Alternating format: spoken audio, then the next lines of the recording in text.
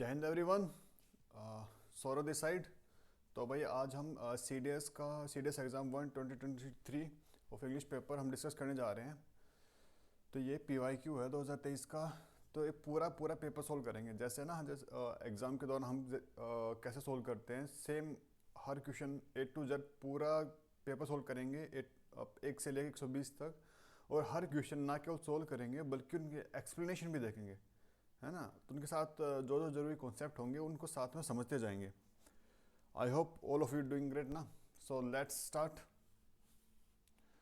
तो थोड़ा सा जूम कर लेते हैं इसको एक बार।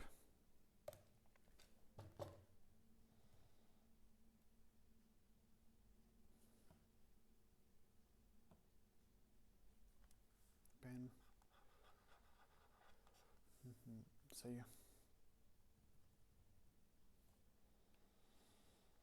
ये सेट ए है हमारे पास ना। तो हम डिस्कस करने जा रहे हैं वर्ड क्लासेस। तो पहला क्वेश्चन हमारे सामने है।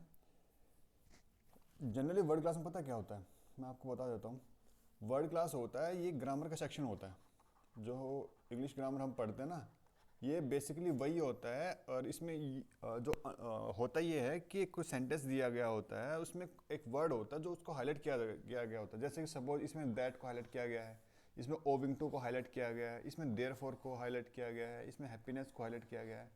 समझ रहे हो, ऐसे वर्ड को हाईलाइट किया जाता है और उसका हमें बताना होता है कि वो ग्रामर के किस पार्ट से, किस सेक्शन से बिलोंग करता है ना।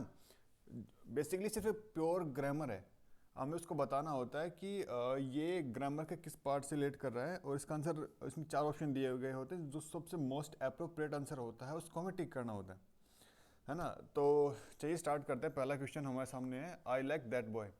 इसके अंदर है दैट। अब दैट बताना है, दैट किस पार्ट से बिलोंग करता है। क्या ये नाउन है, क्या ये डेमोन्स्ट्रेटिव प्रोनाउन है, क्या ये पार्टिसिपल है, क्या ये कंजंक्शन है। इन चारों में से क्या है।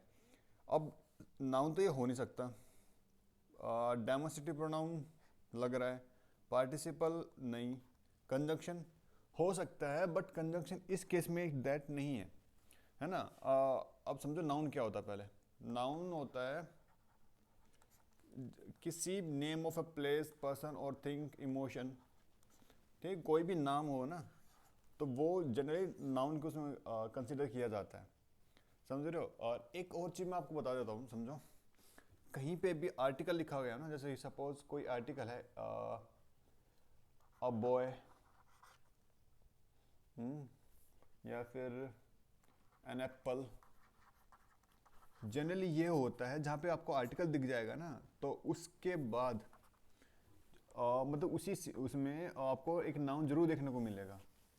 जरूरी नहीं जस्ट उसके बाद हो, लेकिन उसी सीरीज में एक नाउन जरूर देखने को मिलेगा। फॉर एग्जांपल मैं आपको बता देता हूँ, जैसे कि आई सो अ ब्यूटीफुल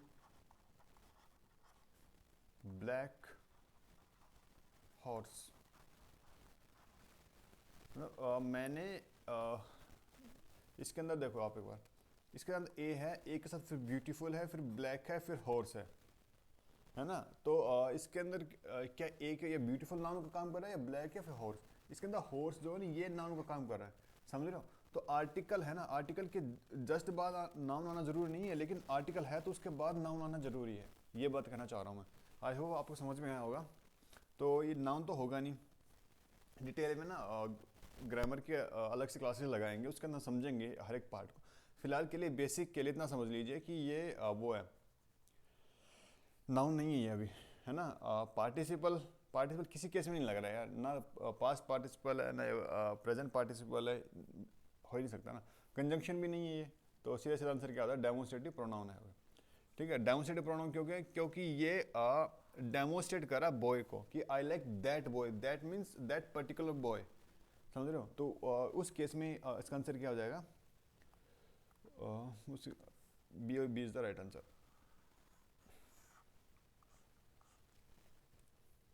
नेक्स्ट क्वेश्चन चलते हैं। आप भी साथ साथ पढ़ते जाओ, सोल्व करते जाओ। तो सेकंड क्वेश्चन हमारे स्क्रीन के सामने है, without health there is no happiness. ये हैप्पीनेस आ गया। अब हैप्पीनेस देखने से लग रहा है क्या है, ये नाउन है सिंपल सरासर, प्रोनाउन हो नहीं सकता। प्रोनाउन क्या होते हैं मैं समझा देता हूँ एक बार थोड़ा सा ना। प्रोनाउन वो होता है जो नाउन को रिप्लेस कर दे या फिर नाउन की जगह पे आए। सपोज मैं बोलता हूँ जैसे कि Kritik is my best friend, है ना, he lives in Uttarakhand, he is a good boy, he is that thing. अब मैंने हर बार कृतिक को रिपीट नहीं किया, मैंने कृतिक की जगह एक प्रोनाउन यूज़ कर लिया ही, है ना। बार बार मैं ये नहीं बोलूँगा Kritik is a good boy, Kritik lives in Uttarakhand, Kritik was that person, है ना। ये सब मैं बार बार उसका नाम रिपीट नहीं करूँगा। उसकी जगह पे मैंने क्या बोल दिया कि मैंने ही यानी प्रोनाउन का यूज़ कर लिया। ही प्रोनाउन जैसे बहुत सारे होते हैं, लाइक ही, शी, इट, दे, ये सब जो चीज़ें नाउन को रिप्लेस कर दे वो प्रोनाउन होती है बेसिकली, है ना। अब एडजेक्टिव अभी ऊपर आपको बताया था मैंने, ये जो चीज़ नाउन को क्वालिफाई करे ना वो एडजेक्टिव होती है।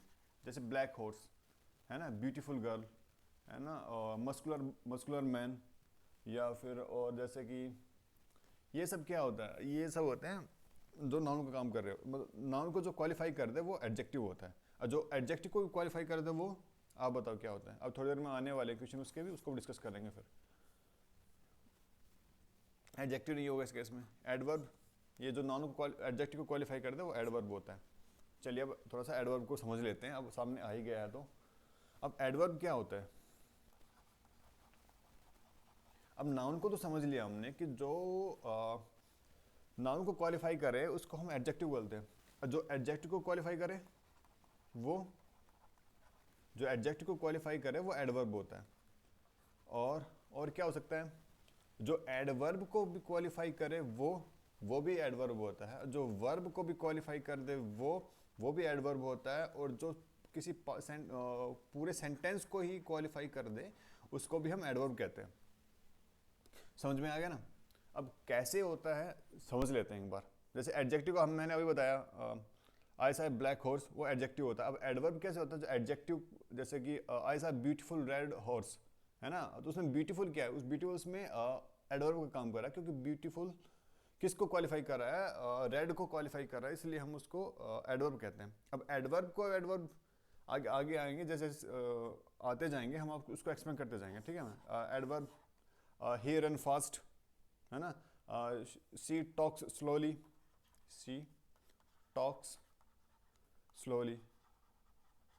अब ये स्लोली क्या है, ये वर्ब है, और वर्ब को क्वालिफाई करेगा तो उसको क्या बोलेंगे, ये क्या है, इस सेक्शन में क्या है, ये एडवर्ब हो गया। फिर समझ रहे हो ना। ऐसे ही किसी पूरे सेंटेंस को क्वालिफाई कर दे उसको एडवर्ब कहते हैं, ठीक है।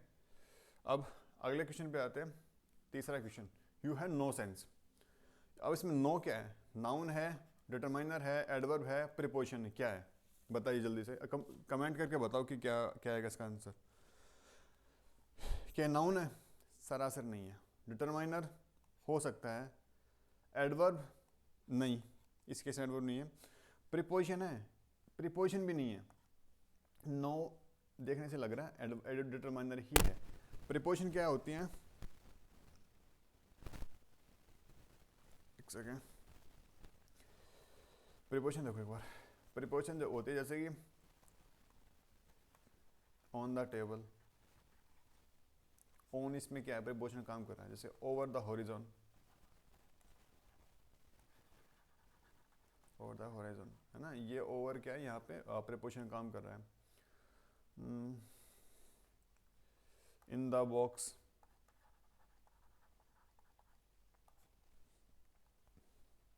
ये सब क्या है, ये सब प्रीपोजिशन है, समझ रहे हो ना। तो यहाँ पे नो किस चीज़ का काम कर रहा है, डिटरमाइनर का काम कर रहा है। और हाईलाइट तो कर देता पीछे, इसका आंसर है सेकंड का आंसर ये था, नाउन था। इसका आंसर तीसरे का B answer, determiner.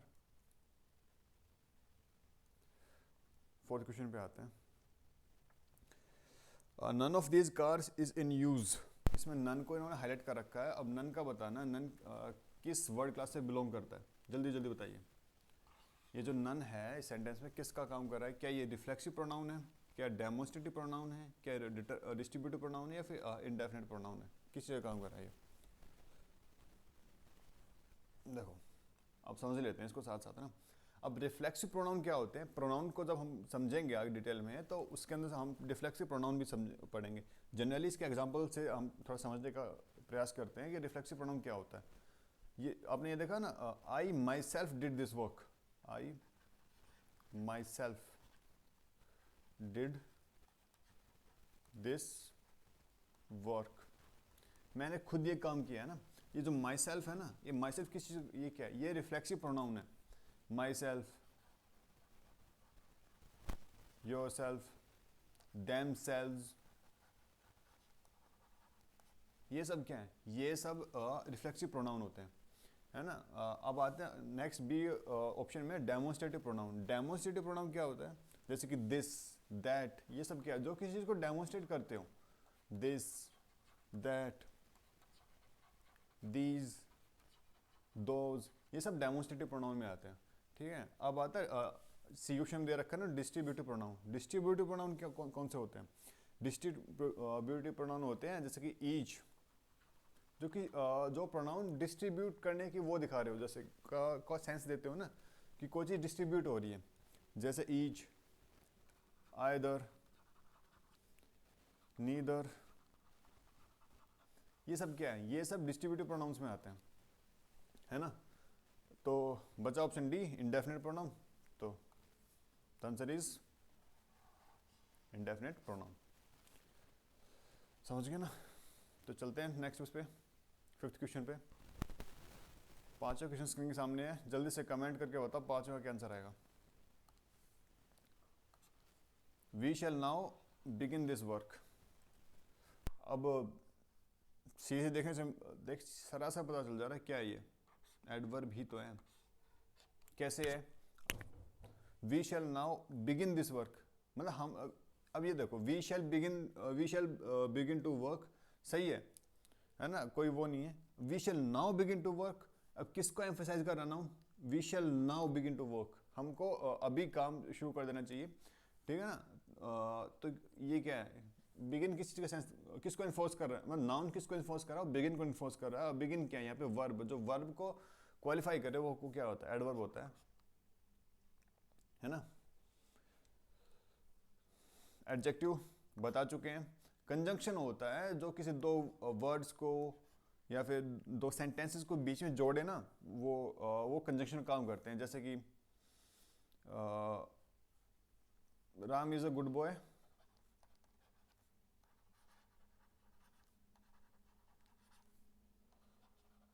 Shyam is a good boy,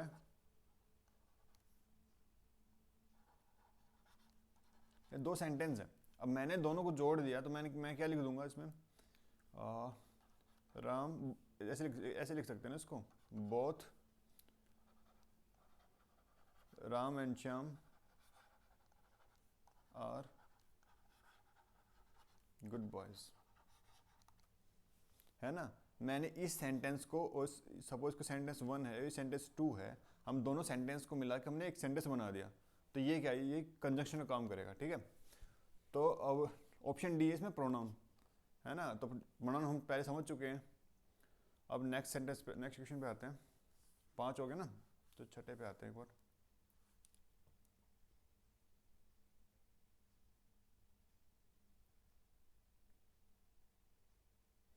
छठा क्वेश्चन आपके स्क्रीन के सामने है, बताइए क्या आएगा इसका आंसर।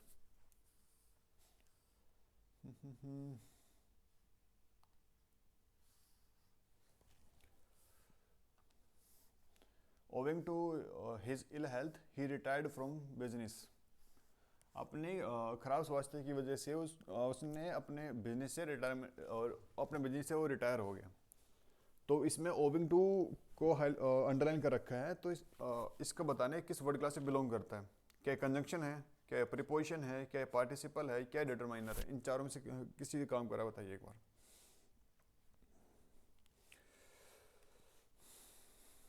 कंजंक्शन है ये, बिल्कुल नहीं। प्रीपोजिशन हो सकता है, बताऊंगा क्यों, एक्सप्लेन करेंगे अभी। पार्टिसिपल नहीं, पार्टिसिपल नहीं है। डिटरमाइनर बिल्कुल नहीं है। ऑप्शन से एलिमिनेट करोगे ना, आंसर फिर भी आ जाएगा, बट हमारा मकसद सिर्फ आंसर पता करना नहीं है ना। हम आंसर क्यों है उसको थोड़ा जानने की कोशिश करेंगे साथ साथ में। ये प्रीपोजिशन क्यों है, पहले ये समझो। ओव क्या होता है, ओव एक वर्ब होता है ना।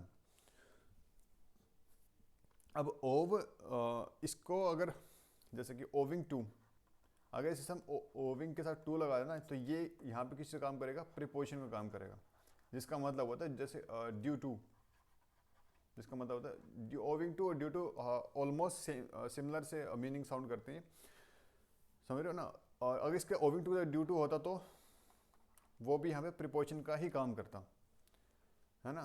तो कंजक्शन तो ये हो नहीं सकता, पार्टिसिपल है नहीं, डिटरमाइनर भी नहीं है, obviously option B is the right answer. ठीक है, डिटेल में हम अपने कोर्स में इसको डिस्कस करेंगे, अभी फ़िलहाल पूरा पेपर सॉल्व करते करते टाइम नहीं बचेगा ना, तो अभी के लिए जस्ट इतना समझो। नेक्स्ट क्वेश्चन, 7वां क्वेश्चन हमारे स्क्रीन के सामने है। My sister is just 16 and therefore not eligible to vote. इसमें देयरफॉर को अंडरलाइन कर रखा है, और देयरफॉर का बताना क्या ये जीरंड है, क्या ये एडवर्ब है, क्या ये एडजेक्टिव है, या फिर ये कंजंक्शन है।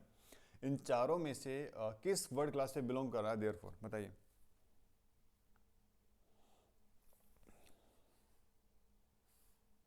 सेवंथ क्वेश्चन, जीरंड है, जीरंड नहीं हो सकता। जीरंड क्या होता है समझेंगे अभी।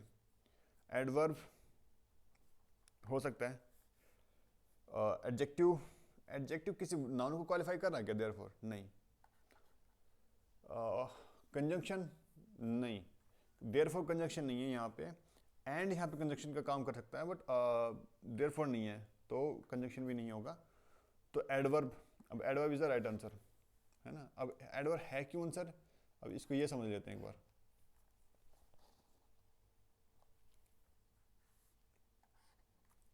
अरे यार ये वर्टिकल लाइन क्यों आ रही है इसमें। अब देखो पहले जीरंड समझो, जीरंड क्या होता है। देखो एक बार, जीरंड होता है जब कोई पार्टिसिपल फॉर्म किसी नाउन का काम करने लग जाए ना, तो वो जीरंड हो जाती है। जैसे swimming is a good exercise, swimming is a good exercise. Pen change कर लेता हूँ यार। तो यहाँ पे जो स्विमिंग है ना, swimming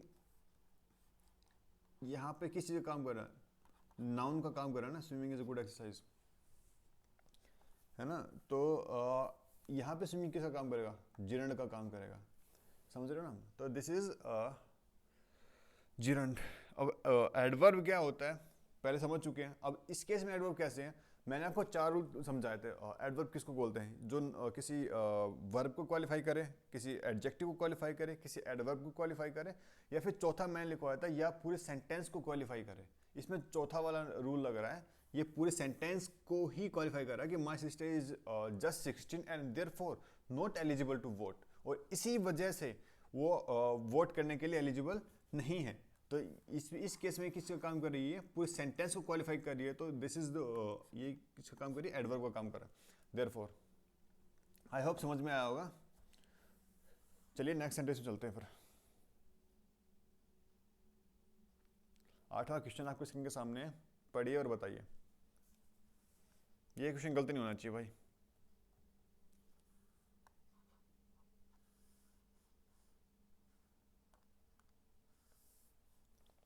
they try to find fault with अस।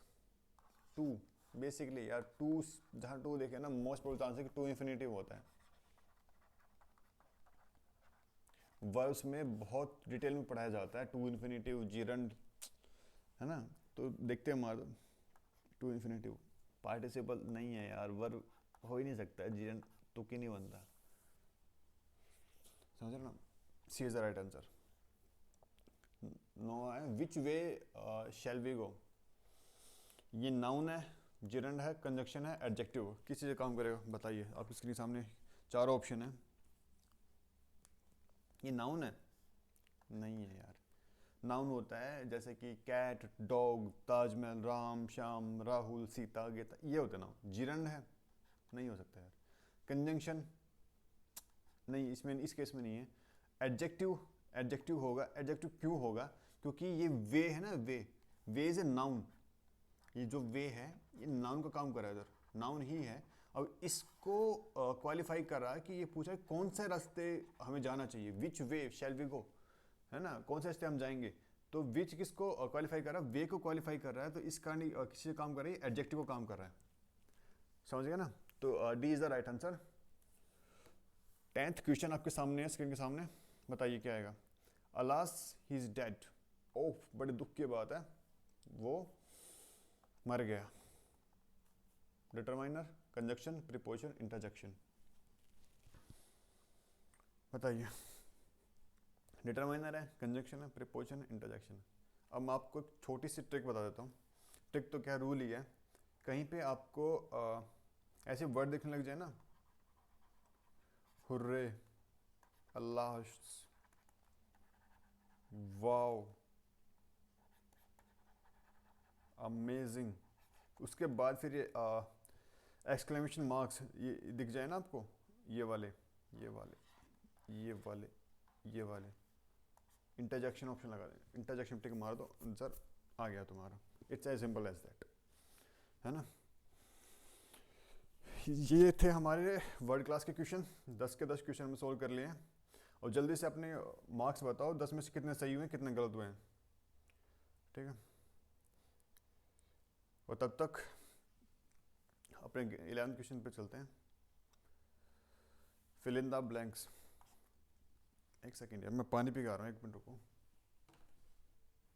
मैं प्यास बहुत जल्दी लगती है यार। तब तक आप स्क्रीन के सामने क्वेश्चन है वो चेक करो और बताओ क्या ऑप्शन आएगा।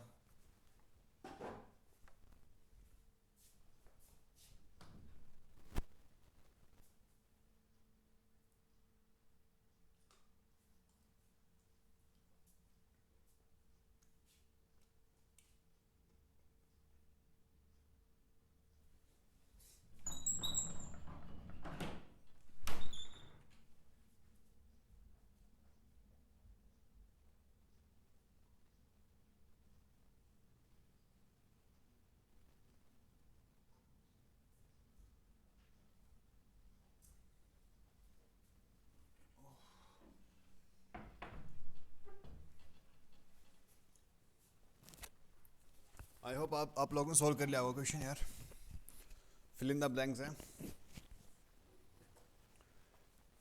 देखो एक बार। फिल इन द ब्लैंक्स में क्या होता है कि हमको एक सेंटेंस दिया जाता है, उसके अंदर एक छोटा सा ब्लैंक दिया जाता है और 4 ऑप्शन दिए जाते हैं। उन 4 ऑप्शंस में जो सबसे मोस्ट अप्रोप्रिएट ऑप्शन होता है उसको हमें टिक करना होता है। जैसे फॉर एग्जांपल सबसे पहले हमारा क्वेश्चन दिया गया, he was dash speaker that I had ever heard. इसमें the most eloquent, B C D, the more eloquent, very eloquent, eloquent, जो सबसे मोस्ट अप्रोप्रिएट चॉइस होती है ना उसको हम इसको फिल करना होता है, ठीक है। यही आपके ग्रामर के सेक्शन। अब मैं आपको बता देता हूँ सीरीज का पेपर बेसिकली होता क्या है। सीरीज का पेपर क्लियर करने के लिए आपको 3 चीज़ों में कमांड होनी बहुत ज़रूरी होती है। पहले होता है आपका ग्रामर, ग्रामर, ग्रामर सेक्शन। जिन लोगों की इंग्लिश बहुत वीक है, सबसे पहले आप ग्रामर सेक्शन पे काम करो। Next is vocabulary. Third and the most important part is reading. Series का पेपर बेसिकली इन तीनों का गेम होता है और सबसे इंपॉर्टेंट होता है रीडिंग। हम ये भी कर लेते हैं, ये भी कर लेते हैं, इसको इग्नोर कर देते हैं रीडिंग को, और सबसे ज़रूरी पार्ट होता है। और कुछ नहीं हो, जो आपका फेवरेट नॉवल हो, न्यूज़पेपर पढ़ते हो तो और बढ़िया, मैगजीन किसी कोई बढ़िया सी मैगजीन पढ़ते हो सबसे बढ़िया। जो आपका जो आपको अच्छा लगे, at least 30 minutes, 15 minutes, half an hour, what ever, जो आपको सूट करता हो, जो आपको अच्छा लगे, आप वहाँ से शुरुआत करो। और कम से कम रीडिंग को अपने लाइफ टाइम जरूर जोड़ो यार, है ना। अगर आप रीडिंग कर लेंगे ना अच्छे से, सीरियस का पेपर, सीरियस का इंग्लिश का पेपर बहुत हलवा होता है ना। ये कुछ चीज़ें पता है इंस्टिंक्ट से आती है, आपको नेचुरल जब पढ़ोगे ना आपको खुद फील हो जाएगा। ऑल्दो आपको ग्रामर के रूल नहीं पता होंगे, बट आपको देख के लग जाए कि यार इस क्वेश्चन में इसकी सेंस बन रही है। जब मैं पेपर सोल्व करने बैठता हूँ तो कई बार मेरे को रूल नहीं पता होता, बट एक सेंस पता चल जाती है कि हाँ ये सबसे बेस्ट ऑप्शन होगा, बट क्यों होगा वो नहीं समझ में आता। वो कहाँ से आएगा, वो आपको रीडिंग से ही आएगा। आइए वापस अपने क्वेश्चन पे आते हैं। 11 क्वेश्चन आप स्क्रीन के सामने, बताइए क्या होगा इसका answer. He was dash speaker that I have heard, the most eloquent speaker. हाँ हो सकता है। द मोर इलोक्वेंट, नहीं यार, द मोर इलोक्वेंट सेंस ही नहीं बोलती। वेरी इलोक्वेंट नहीं, इलोक्वेंट हो सकता है, बट इसने इसने पता क्या बोला, आई हैव एवर हर्ड। मैंने अब तक जितने जितने स्पीकर्स को सुना है ना, उसमें ये सबसे बेहतरीन स्पीकर है। द मोस्ट इलोक्वेंट, इलोक्वेंट होता है जो बहुत अच्छा बोलता हो, बहुत अच्छा वक्ता हो, है ना। हु इज़ फ्लुएंट, जो बहुत बेहतरीन बोलता हो, वो होता है। तो आंसर इज ए इसका सही ऑप्शन हो जाएगा। बी ऑप्शन बताइए। बी सॉरी, 12th को सॉल्व करिए। 12th क्वेश्चन पे आते हैं। What was the name of the person to dash he spoke on the phone? देखने से पता चल जाएगा। To who, to whom, to के साथ बेसिकली हुम ही आता है। अगर डब्ल्यू एच फैमिली से आता है ना, टू हुम, हु, हुज, हुम। ये जनरली ऑब्जेक्टिव केस यहाँ पे आएगा। क्यों आएगा मैं बता देता हूँ आपको।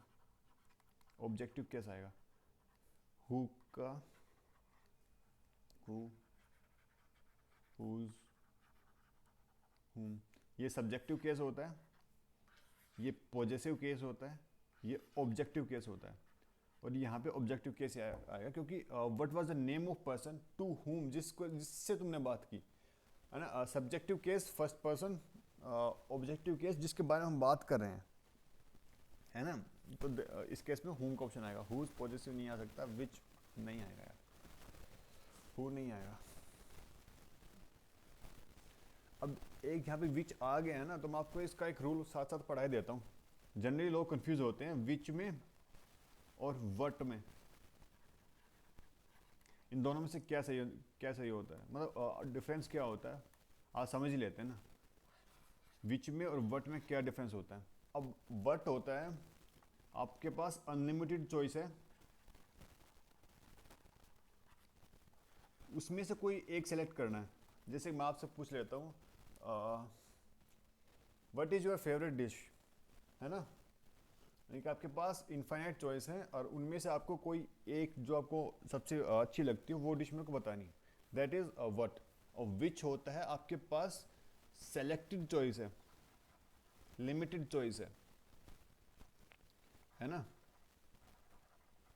आपके पास लिमिटेड ऑप्शन है, उसमें से कोई एक बताना है। कि मैं आपको अगर मेन्यू दे दूं तो आप उनमें से किसको चूज करेंगे, तो उस केस में विच का यूज होता है।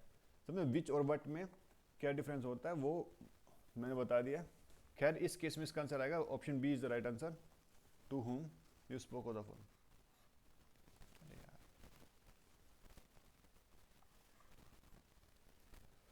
अगले क्वेश्चन में आते हैं। Have you seen Mohan lately, yesterday, lastly या लेट। बताइए इसका क्या आंसर आएगा। अब लेटली का मतलब होता है रिसेंटली से, अभी अभी, जस्ट। येस्टरडे, येस्टरडे इस सेंस में तो बिल्कुल नहीं आएगा। क्यों नहीं आएगा, क्योंकि अगर मैं यहाँ पे पास्ट टेंस प्रूव करता हूँ, जैसे कि आई मेट हिम येस्टरडे, मैं कल उससे मिला था। तो अगर मैं पास्ट का यूज़ करूँ ना उस सेंस में येस्टरडे आता है। But have you seen Mohan इस केस में येस्टरडे नहीं आएगा, है ना। लास्टली, लास्टली इस केस में आ सकता है, नहीं। लास्टली आता है जब किसी चीज़ का, किसी कॉम्प्रहेंशन को, किसी पैसेज को हम जब कंक्लूड करते हैं ना, तो लास्ट वाली लाइन में ये होता है लास्टली, कि पहले ये हुआ फिर वो हुआ, लास्ट में आके सब बढ़िया हो गया। उस केस में हम लास्टली का यूज़ करते हैं ना कंक्लूजन के लिए, टाइम के लिए नहीं आता इसका। समझ रहे हो। तो ऑप्शन डी है late. Late is he arrived late, तो इस केस में ये भी नहीं आएगा। तो option A is the right answer.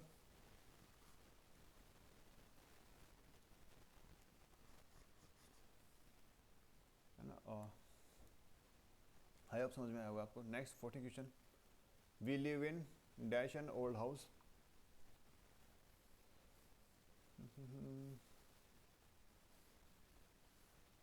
Rather an old house, fairly an old house, quite an old house, pretty an old house. बताइए क्या आएगा इसका आंसर।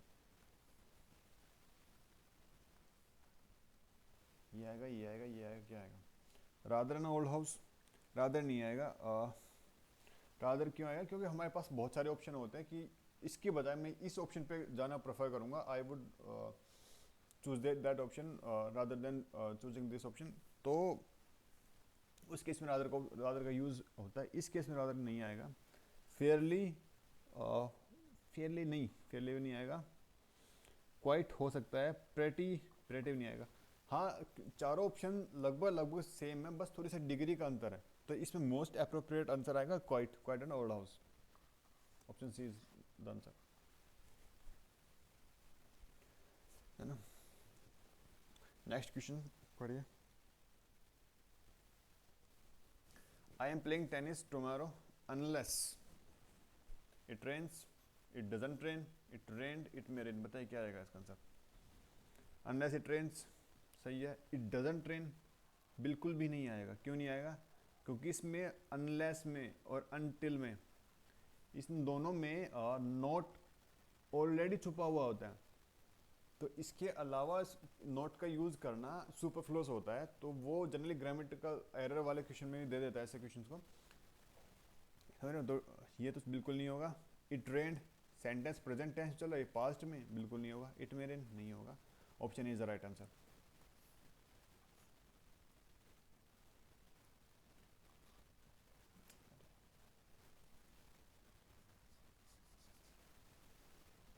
नेक्स्ट क्वेश्चन, 16 क्वेश्चन आपके सामने।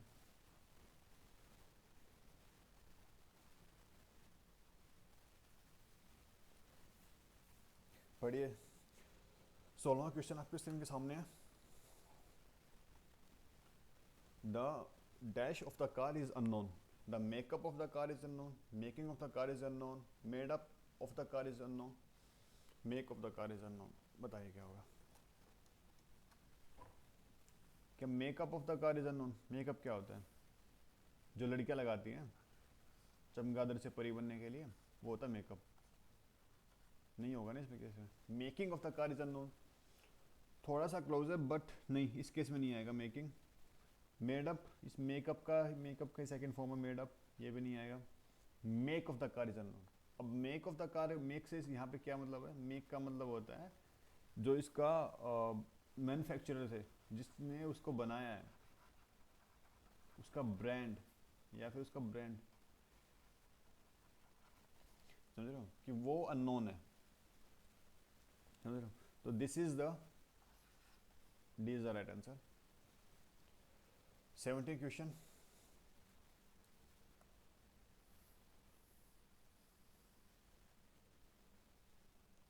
बताइए।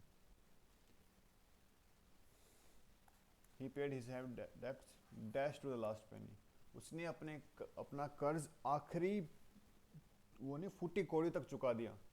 इस कहने का सेंस ये है। अब बताइए इसमें क्या आएगा? Down to the last penny, over the last penny, full to the last penny, fully to the last penny. Answer is the A option, down to the last penny. Down मतलब पहले इतना इतना कर्ज था, घटते घटते घटते घटते घटते घटते लास्ट पेनी तक चुका दिया उसने। आखिरी जो फूटी कौड़ी तक बची थी, अपना कर्ज सारा चुका दिया। A is the right answer. 18वां क्वेश्चन आपके स्क्रीन सामने, बताइए क्या है? Developing dash in a diverse country requires detail planning, developing growth, developing scarcity, developing poverty, developing infrastructure. बताइए क्या आएगा इसका? डेवलपिंग ग्रोथ नहीं, डेवलपिंग स्कार्सिटी साइंस ही नहीं बनते हैं। स्कार्सिटी पॉवर्टी सीधे एलिमिनेट कर दो, है ना, क्योंकि गरीबी और गरीबी को कौन देख के मतलब डिटेल प्लानिंग कौन करता है ना गरीबी के लिए, स्कार्सिटी के लिए ना। तो developing infrastructure in diverse country requires detail planning. Option D is the right answer. I hope, बहुत इजी क्वेश्चन है अरे, तो देखते टिक होने वाले हैं। तो 19 क्वेश्चन आपके स्क्रीन के सामने। Dash provisions have been made to support agriculture, procurement, subsidised, adequate, capital. अब बताइए, प्रोक्योरमेंट होगा? नहीं। कैपिटल? नहीं। अब सब्सिडाइज और एडिक्वेट, ये दोनों बहुत क्लोज हैं। सब्सिडाइज का मतलब होता है कि ये रिलेटेड होता है सब्सिडी से। सब्सिडी का मतलब होता है फाइनेंशियली सपोर्टेड, गवर्नमेंट सब्सिडी देती है ना।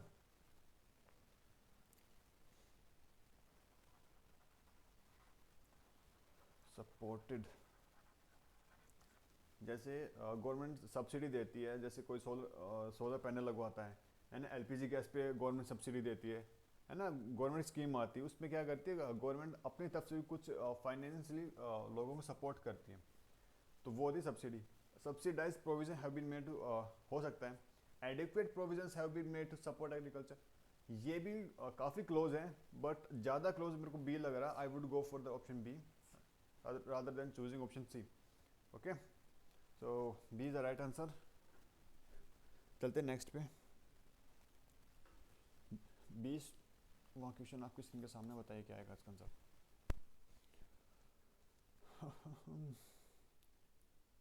The dash growth in the Indian financial market can be attributed to a number of reforms. A, B, C, D. The efficiency growth, the phenomenal growth, the catastrophic growth. Catastrophic growth. The growth in the Indian management can be attributed to a number of reforms. क्या है? Catastrophic growth नहीं हटाओ इसको. Meteor नहीं होता. Efficiency growth नहीं. The phenomenal growth. Option B is the right answer. I hope आपका भी आ गया होगा ना answer. Option B is the right answer. एक ज्योग्राफी का कॉन्सेप्ट होता है, मेरे को मीटियोर देख के याद आ गया। एक होता है मीटियोर,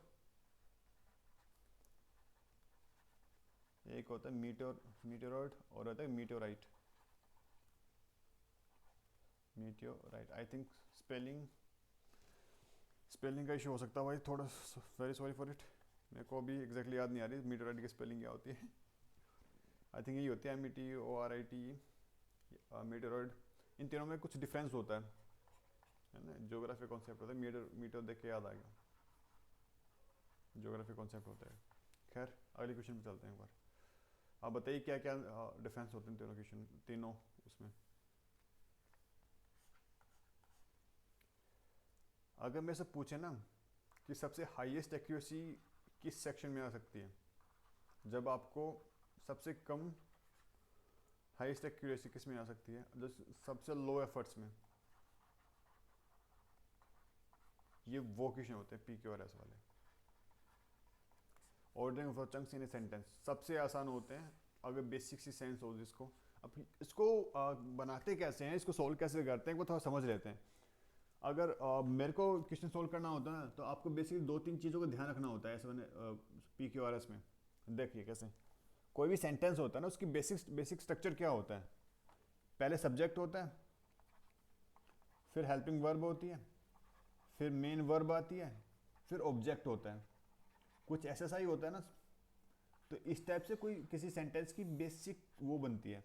या फिर कोई क्वेश्चन अगर मतलब कि कोई सेंटेंस क्वेश्चन फॉर्म में हो, तो पहले हेल्पिंग वर्ब, फिर सब्जेक्ट, फिर मेन वर्ब, फिर ऑब्जेक्ट। या फिर WH फैमिली से स्टार्ट होगा, फिर वो हेल्पिंग वर्ब और फिर बाकी स्ट्रक्चर फॉलो करता है ना। लास्ट में फिर वो क्वेश्चन मार्क आता है। इस टाइप से एक बेसिक स्ट्रक्चर तैयार होता है किसी भी सेंटेंस का। समझ में आया ना। एक तो ये हो गया।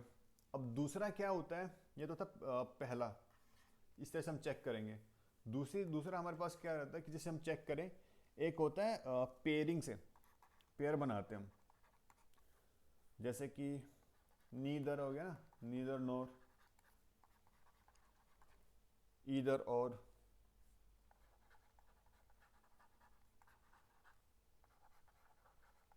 Not only but also. मतलब कि जहाँ पे नीदर है, नीदर पहले आएगा, नोर बाद में आएगा। ये नोर है यार, सॉरी, है ना। नीदर पहले आएगा, नोर बाद में आएगा, इधर पहले आएगा और बाद में आएगा, नोट ओनली आएगा तो उसके बाद फिर बट ऑल्सो आएगा। कहीं पे अगर आगे पीछे हो गया ना, तो उसको हम मिस करके ऑप्शन एलिमिनेट कर सकते हैं।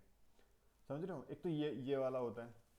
और जैसे कि और भी बहुत सारे होते हैं, जैसे जैसे आगे आएगा ना वैसे समझाते चलेंगे आपको, है ना। और भी रूल्स हो। तीसरा होता है, उसको हम क्या बोलते हैं,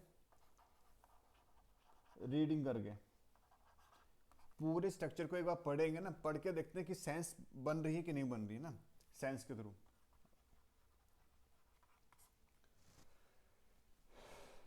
अगर पूरे सेंटेंस को पढ़ने से एक मीनिंगफुल सेंस निकल रही है ना, तो हम क्या समझेंगे कि वो सेंटेंस सही है। एक बार क्वेश्चन सॉल्व करते हैं, फिर और बेहतरीन तरीके से समझ में आएगा आपको। पढ़ते हैं एक बार. India has become with time accounting for 25% of total available water the world largest extractor of the ground water. अब इसको कैसे सोल्व करेंगे. India has become the world largest extractor of ground water. देखो पी और S का वो बन रहा है ना, पेयरिंग बन रहा है. देखो India has become the world's largest extractor of ground water. अब पी एस का पेयरिंग किस में है, इसमें है पी एस की पेयरिंग, एक एलिमेंट हो गया. इसमें पी एस की पेयरिंग नहीं है, इसमें पी एस की पेयरिंग है, इसमें पी एस की पेयरिंग इसमें भी है. अब दो ऑप्शन तो हमारे एलिमेंट हो गए, अब बचे हमारे दो ऑप्शन. अब हम दो ऑप्शन में किसको टिक करेंगे, चलिए देखते हैं. और इसको देखने से हमारा आधा काम और आसान हो गया, क्योंकि इसने पहले लिख के दे दिया कि क्वेश्चन हमारा क्यू से स्टार्ट होगा, मतलब कि सेंटेंस हमारा क्यू से स्टार्ट होगा. तो हम क्या कर सकते हैं, Q with time India has become the world largest extractor of ground water accounting for the 25% of total available water. तो पढ़ने से सीधे सीधा सेंस निकल ली, क्यू पी एस आर, है ना. Option C is the right answer. कहने का मतलब ये है कि भारत ग्राउंड वाटर मतलब दुनिया का सबसे largest extractor of ground water बन गया है, accounting for the 25% of total available water. Total available water का 25% भारत निकाल ले रहा है, समझ रहे हो. तो उसके थ्रू जिस वजह से भारत क्या बन गया, वर्ल्ड का largest extractor of ground water. I hope आपको समझ में आया होगा. तो option C is the right answer, इसका सी आंसर आएगा इसका.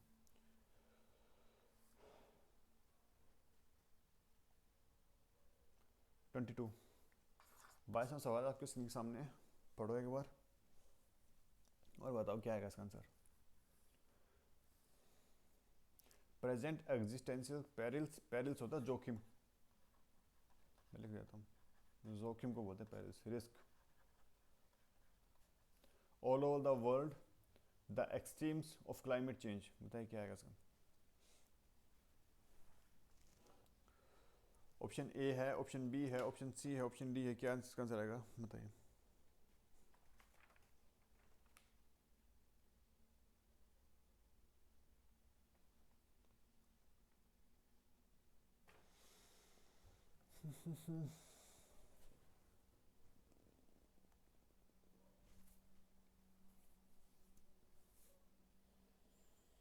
आई होप आपने सोल्व कर लिया होगा ना. देखते हैं, ट्राई करके देखते हैं एक बार. प्रेजेंट एग्जिस्टिंग पेरिल्स, पी से तो नहीं बनेगा मेरे हिसाब से. तो ऑल ओवर द वर्ल्ड, ये all over the world the extremes, start करके देखते हैं एक बार. The extremes of climate change all over the world present existing perils, नहीं. क्यू से स्टार्ट हो सकता है, या तो पी, देखो या तो पी से स्टार्ट होगा, या ये पी से स्टार्ट होगा, या क्यू से, या फिर आर से. एस से स्टार्ट होने वाला क्वेश्चन नहीं है ये, मतलब या से हम या से पी से स्टार्ट करेंगे, या क्यू से, या आर से स्टार्ट करेंगे. तो अगर हम पी से स्टार्ट करें तो present existential perils, perils the extremes all over the world of climate change, sense नहीं बना ना, इसको तो काटे दो, नहीं बनेगा. आर से स्टार्ट हो रहा है पहला. The extremes of the climate change present exist perils all over the world, फिर से पढ़ के देख रहे हैं एक बार. The extremes of climate change present existing perils all over the world. हाँ ये वार वेदर, हाँ ये सेंस बन रहा है, हो सकता है. बाकी चेक कर लेते हैं एक बार पढ़ के. Q P S are, all over the world present existing perils of climate change the extremes, नहीं यार ये भी नहीं होगा. पढ़ने से पता चल जाता है सेंस बनेगी नहीं बन रही, बेतुका लग रहा है. तो ऑप्शन डी देखते हैं एक बार. All over the world the extremes present all over the world the extreme present perils of climate change, नहीं ये भी इतना बढ़िया नहीं बना. Option is the right answer, option is the right answer. 23 पढ़िए. 23 क्वेश्चन आपके स्क्रीन के सामने है.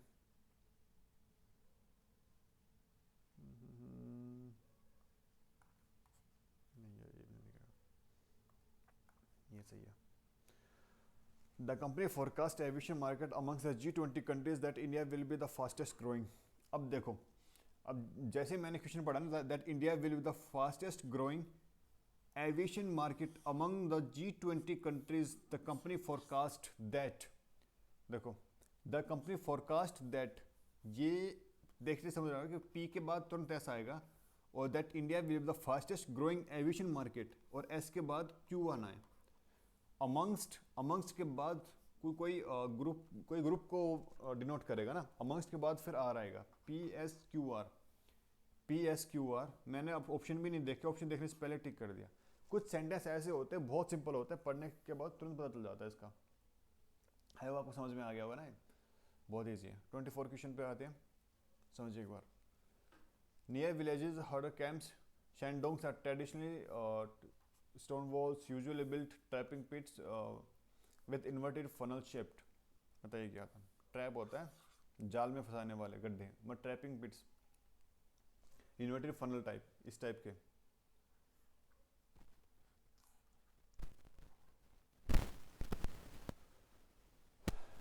बताइए अब क्या आएगा इसका answer? Near R S P Q, चारों ऑप्शन है ना, तो आपको चारों से ट्राई करने पड़ेंगे। नियर विलेज और हर्ट्स, पहले आर से स्टार्ट करते हैं एक बार। Stone walls usually built built R के बाद S, usually built trapping pits with inverted funnel shaped near village और butter Sangdongs are traditional. Q से एंड हो रहा है ना, नहीं ये नहीं बनेगा। क्यू से ये भी एंड हो रहा है तो ये भी नहीं बनेगा। अब इनसे देखते हैं एक बार। शेंडोंग्स आर ट्रेडिशनल, हाँ ये मेरे को लग रहा है। शेंडोंग्स आर ट्रेडिशनल नियर विलेज और herder camps, near हर्डर camps stone walls, नहीं यार इतना बड़ा नहीं लग रहा मेरे को।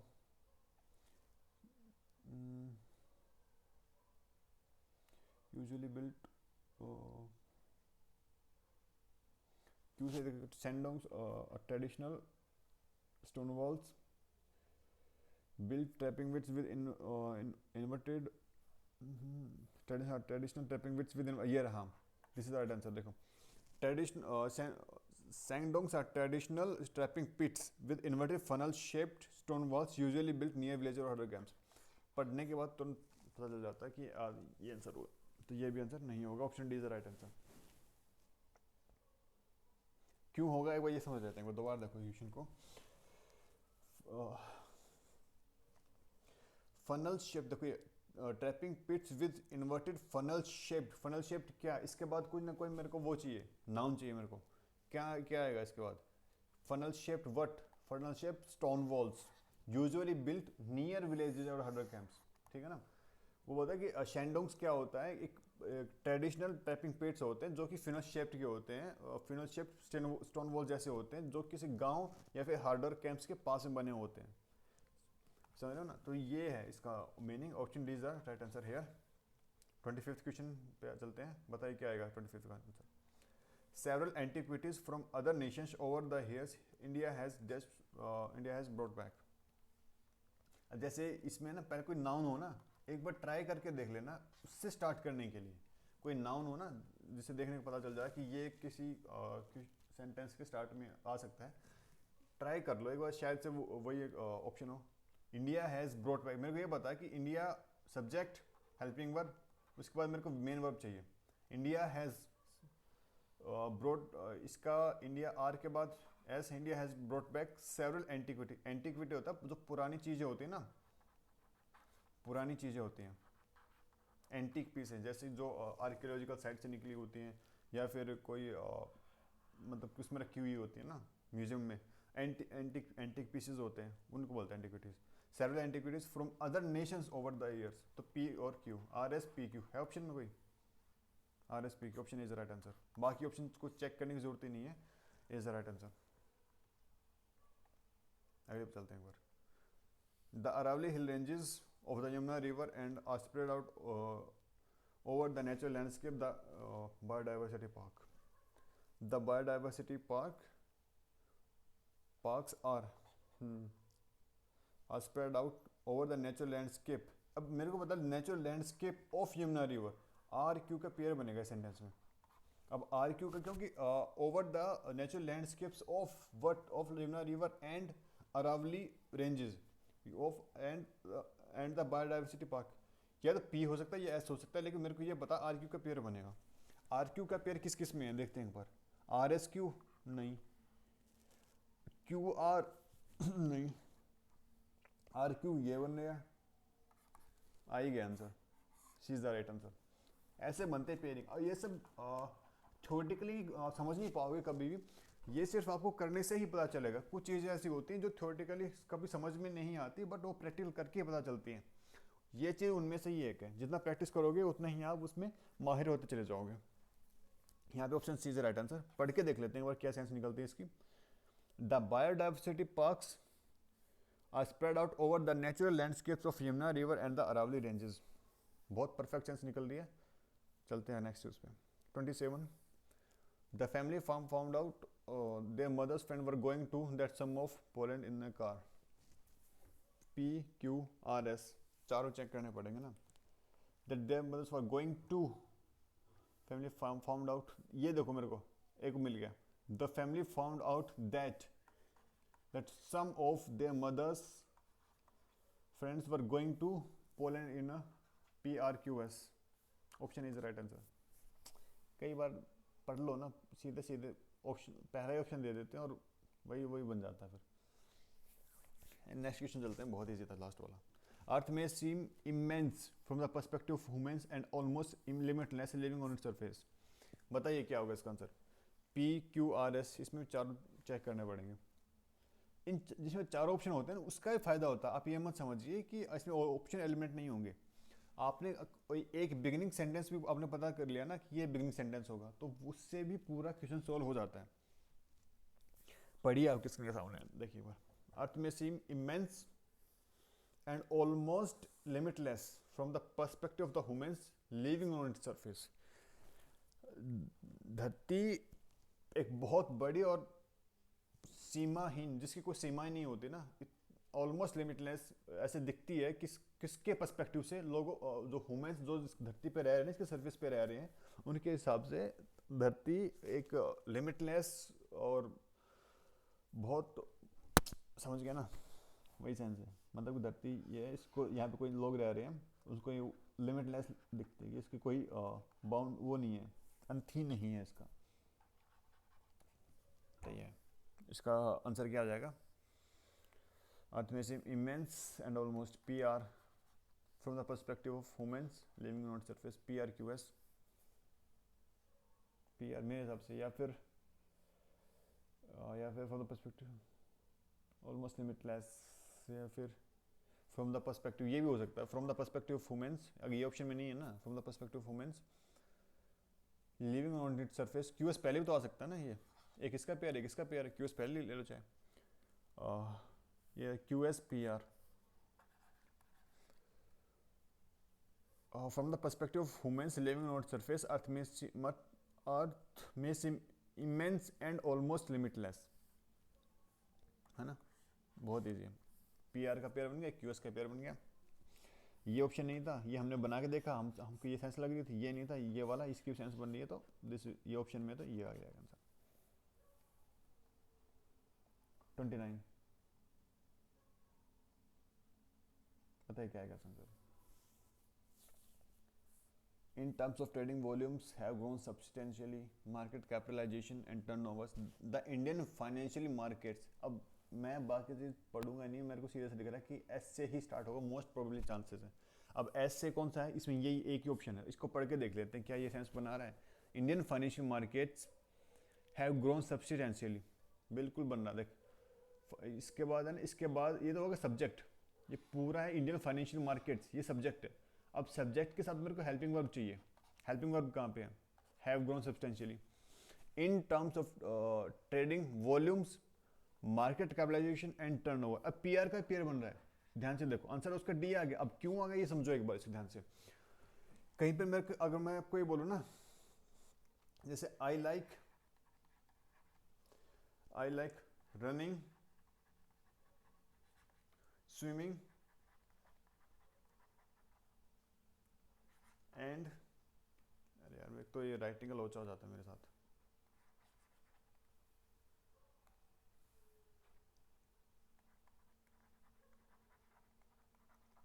I like running, swimming and going out with friends. अब ये समझो एक बार, मेरे को रनिंग अच्छी लगती है, स्विमिंग अच्छी लगती है, फिर गोइंग आउट विद फ्रेंड्स अच्छा लगता है।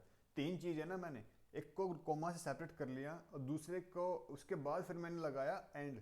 समझो सेम इसी केस में होता है, ये अनसेड रूल होता है, ये आपको जब पढ़ोगे ना पढ़ने के बाद ही समझ में आता है। ये ट्रेडिंग वॉल्यूम्स, वॉल्यूम्स के बाद कोमा है, उसके बाद मार्केट कैपिटलाइजेशन और फिर एंड के साथ टर्नओवर। समझ रहे हो? तो दैट्स हाउ पीआर का पेयर बनता है, पीआर का पेयर और एसक्यू पीआर। आप पूरा सेंटेंस को पढ़ोगे तो बढ़िया सेंस निकल रही है। D is the right answer. 30 का क्वेश्चन पे चलते हैं एक बार।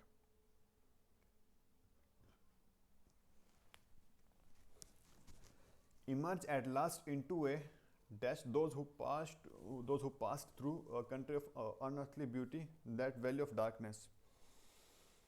Those who passed through that valley of darkness, QS का पेयर मेरे को लग रहा है। Emerge at us into a country of unearthly beauty, PR। कहने का मतलब वो होता है कि जो लोग वैली ऑफ डार्कनेस को पार कर जाते हैं ना, वो एट लास्ट कहाँ पे पहुंच जाते हैं? Country of unearthly beauty. एक अनअर्थली का मतलब होता है हेवनली, जो इस दुनिया की ना लगे, अलौकिक, बेहतरीन, शानदार, जबरदस्त, जिंदाबाद। वो कौन सा डायलॉग था? मांझी द माउंटेन मैन ना, शानदार, जबरदस्त, जिंदाबाद, वो वाला हेवनली। PQRS क्या आएगा इसमें से? QSRP, QSPR देख लेते हैं एक बार। ये तो हमारे उससे बन गया ना ये तो। Those who pass through that valley of darkness, QSPR। हाँ वही, PR हाँ वही तो है। आर कहाँ से पढ़ लिया हमने? QSPR यही तो है, सेम तो है।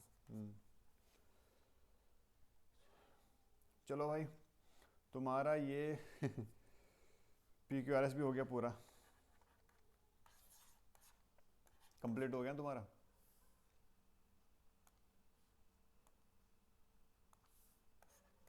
PQRS कंप्लीट होगा तुम्हारा ना। अब चलो नेक्स्ट पे चलते हैं एक बार, इडियम एंड फ्रेजेस। अब अगर मेरे को आपको बोलना हो ना कि कोई चीज़ बहुत सबसे ज़्यादा इंटरेस्टिंग क्या क्या होती है इंग्लिश ग्रामर में, या फिर मतलब इंग्लिश पढ़ते हैं, तो सबसे ज़्यादा interesting way, most interesting thing to learn, सबसे मज़ा जिस चीज़ में आता है ना, वो होता है इडियम एंड फ्रेजेस।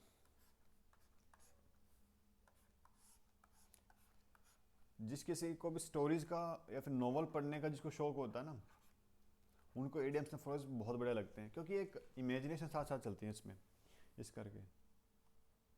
चलिए शुरू करते हैं। Have an axe to grind. Axe होता है कुल्हाड़ी, ग्राइंड होता है घिसना, पीसना किसी चीज़ को।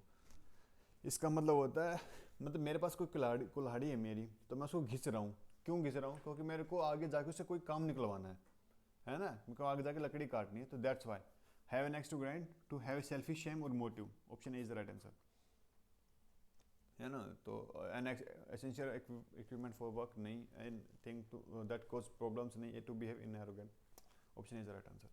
बाइट द बुलेट, इसका क्या है बताइए? To be angry and happy, to start doing in a very keen way, to access something unpleasant and difficult, to try to more that you are able to do. अब वो किसी के पास गोली है, ये बुलेट है हमारे पास। आप समझो किसी चीज़ को, ये हमारे पास बुलेट है ना। अब किसी को बोलो, किसी को चबाओ, है ना। अब वो क्या करेगा? अब मैं उसको फोर्स कर रहा हूँ कि भाई तू चबा, वो मतलब मैंने उसको इतना डरा दिया, फिर किसी इंसान ने उसको डरा दिया कि तू गोली को चबा, वो क्या करेगा? डरता हुआ क्या करेगा? अनप्लीजेंटली उसके, या फिर किसी चबाना पड़ेगा मजबूरी में ना, तो वो क्या होगा? To accept something unpleasant and difficult. Option C is answer.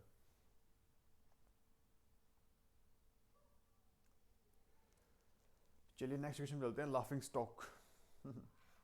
Laughing stock होता है एक ऐसा इंसान जिसका हमेशा मजाक बनता रहता हो, वो है ना। Someone who does something very stupid and is made fun of, है ना। और होना चाहिए हर ग्रुप में ना, और होता ही है हर ग्रुप में, मतलब कि ना चाहते हुए भी ना होता है ये, जिसका हर सब लोग मजाक बनाते रहते हैं, वो भी सबका मजाक बनाते रहता है, वो होता है ना एक, वो अगर वो नहीं हो ना तो सब कुछ बोरिंग बोरिंग सा लगता है. तो that's Y someone who does something very stupid and is made fun of. That's why option is the right answer.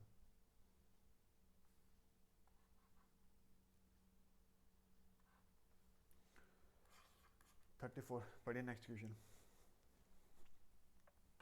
Pay over the odds to get dividends for the investment, to work very hard to make payments, नहीं, to treat someone in bad way, to pay more than what is it is worth. Pay over the odds. मतलब एक चीज़ जो मेरी favour में थी, suppose एक Fairlie price था, suppose मेरे पास कोई, मेरे को पेपर प्रिंट कराने थे, फोटोकॉपी से निकलवानी थी, जनरली 5 रुपये में निकल जाती है, 3 रुपये 4 रुपये 5 रुपये में निकल जाती है. लेकिन इमरजेंसी के टाइम ऐसा क्या हो गया कि मेरे को उसी के लिए मेरे को 30 रुपीज़ 50 रुपीज़ पे करने पड़ गए. क्यों? क्योंकि उस टाइम पे ऑड्स थे, मेरे को ज़रूरत भी थी, और उस टाइम पे पे over the odds, to pay more for something than it is worth. Option is the right answer. 35वां क्वेश्चन आपके स्क्रीन के सामने, बताइए क्या आएगा इसका answer. Play to the gallery, to do something alone, to say things that will make people admire you, to behave in a very annoying way, to take big risk in business. क्या आएगा? play to the gallery. बताइए क्या आएगा answer.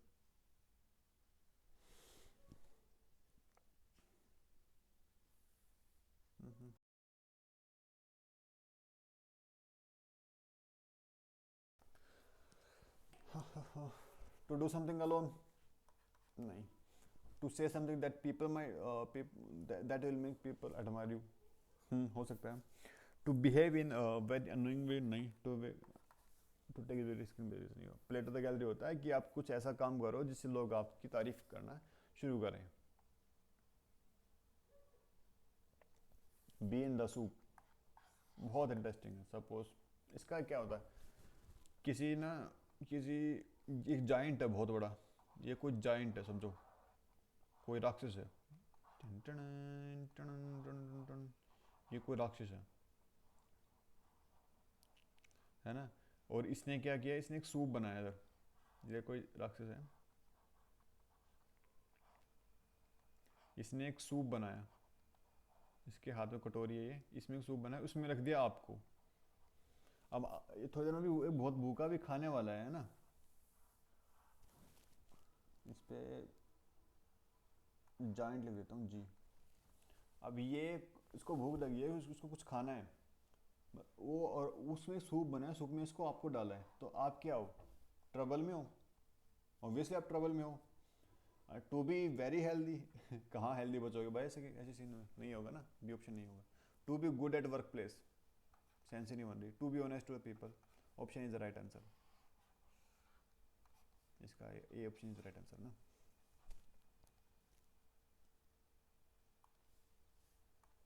Thirty seven, बताइए क्या आएगा. A turn of the screw. आइए next question पढ़ते हैं ना. A turn of the screw, to begin to behave in a more positive way, नहीं. To a turn of the screw होता है कोई चीज़ खराब हो रही हो और हम उसको और ज़्यादा ख़राब कर दें. जैसे मैंने आपको बोला कि मेरी गाड़ी में पेट्रोल भरवा लो, और रास्ते में आपने गाड़ी में पंचर और कर दी, तो क्या हो गया? टर्न ऑफ द स्क्रू हो गया, है ना. तो ये क्या होता है, कोई चीज़ और ख़राब कर दो किसी चीज़ को, वो होता है turn of the screw. To change people opinion in your favour, नहीं होगा. टू बिकम अनपॉपुलर, नहीं. An action which makes a bad situation worse, ये this is the answer, D option. ठीक है, तो 37 का आंसर होगा डी. आई होप समझ में आएगा आपको. 38 का पढ़िए एक बार. ए वाइट एलिफेंट. अब वाइट एलिफेंट क्या होता है? अब आपने क्या किया, आपकी लॉटरी लग गई और आपके पास इतने पैसे आ गए कि आपने क्या किया, आपका छोटा सा घर है और छोटे से घर में आपने एक सफ़ेद हाथी खरीद लिया. आपने वो थाईलैंड से आता है ना सफ़ेद हाथी, वो वाला हाथी आपने लिया है, अपने रूम में रख लिया उसको. अब उसकी ज़रूरत है नहीं घर पे, आपने खाम का पैसे लगाए, वो वहाँ पे कमरे में खा रहा है, कमरे में गोबर कर रहा है, कमरे मतलब वो वाइट एलिफेंट बना रखा बिल्कुल, वो उसको बोलता है वाइट एलिफेंट। जिस चीज़ की घर में ज़रूरत ना हो और उसके ऊपर बहुत कॉस्ट लग रहा हो, वो बहुत कॉस्टली हो, उसको वाइट एलिफेंट बोलते हैं, है ना। तो this is the white elephant. A white elephant someone who is completely good and honest, नहीं। Something that has cost a lot of money but has no useful purpose, option B. A situation where you waste time looking for something, नहीं। To make someone feel anxious, बिल्कुल नहीं। 39 पे आते हैं, समझ में आ गया होगा नहीं क्वेश्चन। 39, ए हॉट पोटैटो। हॉट पोटैटो क्या आता है बताइए। अगर मैं आपके हाथ में गर्म आलू रख दूं, क्या करोगे आप? कभी एक हाथ से उछाल के दूसरे हाथ में पकड़ोगे, दूसरे से पहले में, और मतलब कि आप उसको मैनेज नहीं कर पा रहे ना। मैं ये आपको बोलता हूँ नीचे नहीं रखना, आपको हाथ पे ही रखे रहना। A hot potato. Someone who is angry, नहीं। Someone that is difficult to deal with, हो सकता है, और ही पढ़ लेते हैं बाकी। Someone who is holier than it appears to be, नहीं। To be unable to decide, नहीं। B is answer. Someone that is difficult to deal with, a hot potato उसको बोलते हैं। एप्पल्स एंड ऑरेंजेस, मतलब दो चीजें जिनकी तुलना ही नहीं करी जा सकती उनको बोलते हैं एप्पल एंड ऑरेंजेस। क्या एप्पल की ऑरेंजेस के साथ तुलना की जा सकती है? बिल्कुल नहीं, है ना। किसी को एप्पल पसंद है, किसी को ऑरेंज, किसी को वाटरमेलन, किसी को ग्रेप्स, किसी को बनाना, किसी को पाइनएप्पल, वट एवर, सबकी अलग पसंद होते हैं ना, तो चीज़ों को कंपेयर नहीं कर सकते। एप्पल एंड ऑरेंजेस क्या आएगा इसका ऑप्शन बताइए। People who are close to each other, नहीं। People who are lot, no. People who are different thus incomparable, C is answer. D who fight alone और मनी, नहीं, C is answer.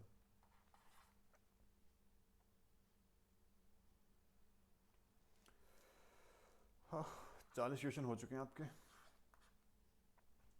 I think मेरे को target हमारा 60 question का,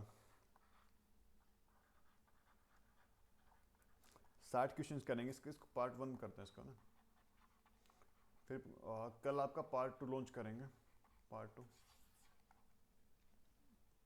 अभी के लिए समझो इसको एक बार। स्पोर्टिंग एरर, स्पोर्टिंग एरर होता है, ये पूरा ग्रामेटिकल बेस्ड होता है,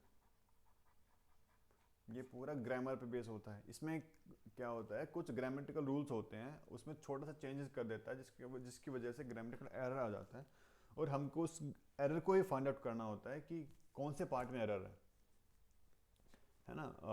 गेस्ट इज अनवेलकम, 41 को पढ़ते हैं एक बार। Guest is unwelcome when he stays too long, guest is unwelcome when he stays too long. छोटा सा एरर है मेरे हिसाब से, गेस्ट की जगह से a guest is unwelcome when he stays too long. I think ये ऑप्शन इज मेरे हिसाब से ये है, बाकी आप चेक कर लेना एक बार इसको। छोटा सा एरर है, अदरवाइज यही है इसका आंसर यार। ये पेट क्वेश्चन है भाई, ये तो हर सब में, हर उसमें पढ़ाते हैं ये। मेरे ख्याल से ऐसा कोई टीचर नहीं होता जो इस रूल को नहीं पढ़ाता होगा। My friend and benefactor has come, बताइए क्या होगा इसका।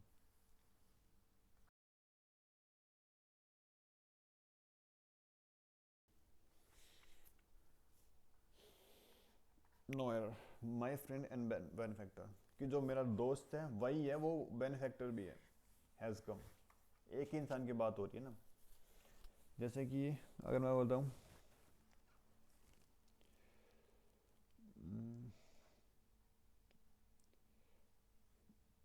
अगर यहाँ पे, जैसे कि मेरे को कोई सेंटेंस अभी याद क्यों नहीं आ रहा यार।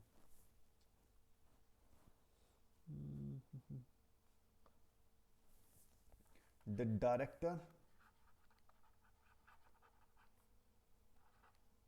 ओ ये, एंड द प्रिंसिपल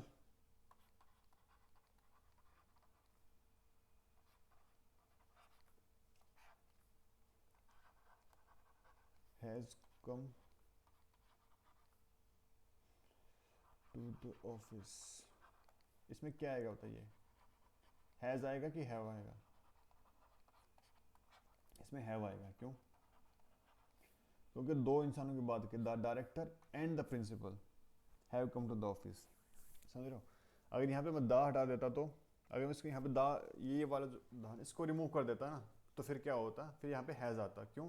क्योंकि दोनों सिर्फ एक ही इंसान की बात कर रहे हैं कि एक इंसान है जो डायरेक्टर भी है और प्रिंसिपल भी है।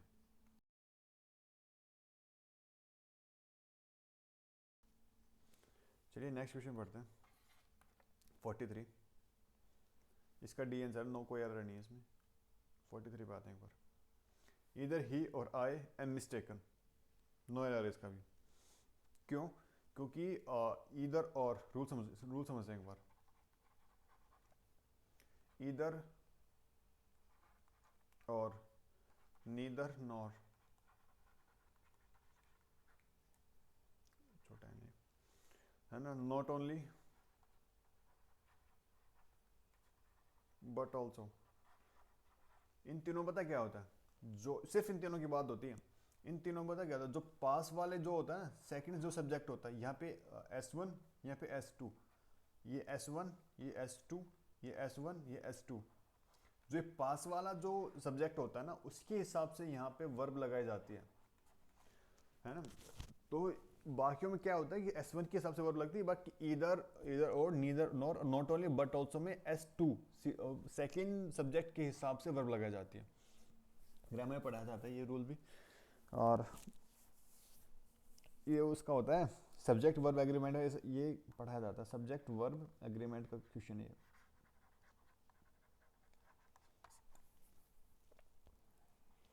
नेक्स्ट पढ़ते हैं एक बार। Each of the substances are found in India, बताइए क्या है इसका, किस में आपको मिस्टेक लग रही है। Each of the substances, each के साथ सिंगुलर वर्ब लगती है लाला। Each of the substances is found in India, C is the answer, C आएगा इसका।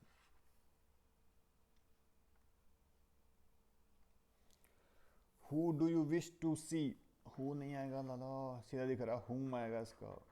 हुम क्यों आएगा, समझो एक बार, किसके बात में बात हो रही है, किसी सेकंड पर्सन के बारे में बात हो रही है ना। फर्स्ट पर्सन हो गए मैं, सेकंड पर्सन हो गए आप किसका मतलब किसी इंसान के बारे में बात हो रही है। हुम डू यू विश टू सी, आप किसको देखना पसंद कर मतलब किसको देखना चाहते हो आप, हुम डू यू विश टू सी, समझ रहे हो। तो यहाँ पे किस क्या आएगा, यहाँ पे इसका ऑब्जेक्टिव, हु का ऑब्जेक्टिव केस आएगा, ये ऑब्जेक्टिव केस की ऑब्जेक्टिव केस आएगा sir, whom do you wish to see. I hope समझ में आएगा ना। ये इज आंसर यार, आगे चलते हैं। It was one of the best speeches that has ever been made in the parliament, क्या है इसका आंसर। बहुत बेसिक है यार। इट वॉज पास्ट है, हैज है, प्रेजेंट है, नहीं आएगा ना, हैड आएगा सर। ऑप्शन बी, बी में एरर है। I played with the same bat that you, with the same bat आएगा इधर। बहुत बेसिक बेसिक एरर दे रखे हैं ना। I I played with the same bat that you used, B is answer. ये कई बार पता क्या था, मैं बोलते बोलते पूरा सेंटेंस बोल जाता हूँ और उसमें जो इंप्रूवमेंट मेरे हिसाब से नेचुरल फ्लो निकल जाता है, और वो पढ़ने से पता चल जाता है कि हाँ भाई यहाँ पे ये एरर होगा। कई बार हमको रूल नहीं पता होता, बट पढ़ने से थोड़ा सा अजीब लगता है। वो कब पता आएगा, वो कब इंस्टिंक्ट बनती है, जब आप कंटिन्यूसली कुछ कुछ पढ़ रहे होते हैं ना, रेगुलरली आपकी हैबिट बनी हुई है पढ़ने की, इंग्लिश पढ़ने की। तो इसलिए मैं स्टार्टिंग बोला, या फिर आप कोई न्यूज़पेपर पढ़ना स्टार्ट कर दो, अगर आप हर रोज़ 1-1.5 घंटा निकाल सकते हो, या फिर कोई मैगजीन पढ़ लो, या फिर कोई books and novels, what ever आपका इंटरेस्ट जो है, कोई बुक्स नॉवेल्स जो आपको अच्छा लगे, वहाँ से पढ़ना स्टार्ट करो। मतलब बात सिर्फ इतनी है ना, चाहे कुछ भी पढ़ो, बट वो नेचुरली इंस्टिंक्ट वहीं से डेवलप होगी। कितने रूल पढ़ लो, वो तब वहाँ से नहीं आएगी ना, जब तक आप पढ़ना स्टार्ट नहीं करोगे। अगला क्वेश्चन देखिए 48। His written statement differs in several important respects from his oral statement। oral होती है जैसे जो हम बोल बोल के बताते हैं ना, एक ओरेटर होता है जो स्पीच डिलीवर करता है वक्ता, समझ रहे हो? तो वो कहने का मतलब है कि उसकी लिखी हुई स्टेटमेंट उसकी बोली हुई स्टेटमेंट से डिफर करती है, अंतर अंतर आ रही, डेफर्स होता है, डेफर अलग होता है, इस यहाँ पे आएगा डिफर्स, DEFERS। डेफर्स का मतलब ये नहीं होता, डेफर्स का मतलब कुछ और होता है, डेफर्स का मतलब होता है अलग हो जाना, भटक जाना, है ना। डेफर्स जैसे कि किसी चीज़ को शिफ्ट, या कैसे बताऊँ आपको, इसका सही होगा मेरे हिसाब से पोस्टपोन कर देना, एग्जैक्ट मीनिंग होगा इसका, टू पोस्टपोन समथिंग, डेफर्स कर देना, है ना। कोई चीज़ है, मतलब कोई इवेंट है उसको हमने पोस्टपोन कर लिया, आगे के लिए शिफ्ट कर दिया, दैट इज डेफर्स। ये डिफर्स होता है अलग हो जाना, मतलब, है ना। That is, I have order for 3 cups of coffee, और फोर नहीं आता, order, I have order 3 cups of coffee is answer.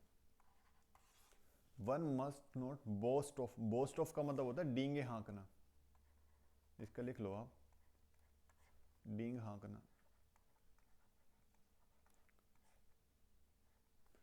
Once on success, one one आया, वन का पॉजिटिव, वंस आ गया इधर, है ना। No error, D is answer. ये आपके हो गए स्पोर्टिंग डायरेक्ट कंप्लीट। आइए सिनोनिम पे चलते हैं अब। ये अब हमारा स्टार्ट हो गया वोकेबलरी वाला पार्ट।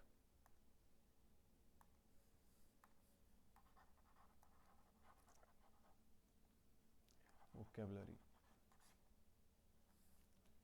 चलिए शुरू करते हैं फिर। एंक्सियस, एंक्सियस होता है परेशान। एंक्सियस का क्या होगा, सिनोनिम है ना, सिनोनिम बताने हमको। अब एनेक्सियस जैसे कि वरिड,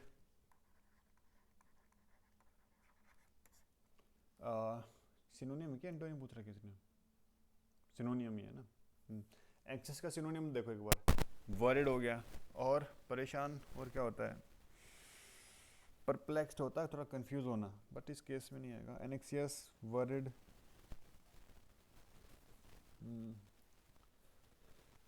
इसको ऑप्शन देखते हैं। कंपोज्ड होता है शांत, ईगर, एक्साइटेड, इंडिफरेंट होता है जिसको फर्क ना पड़ता हो, और प्रोमिनेंट होता है,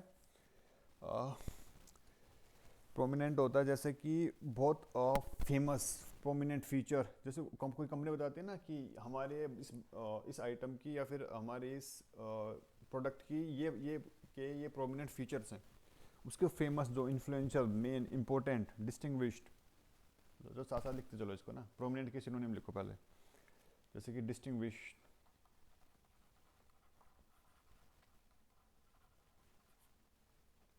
या फिर प्रोमिनेंट, प्रोमिनेंट तो है ना इसका, तो इम्पोर्टेंट लिख लो इसका ना, इम्पोर्टेंट।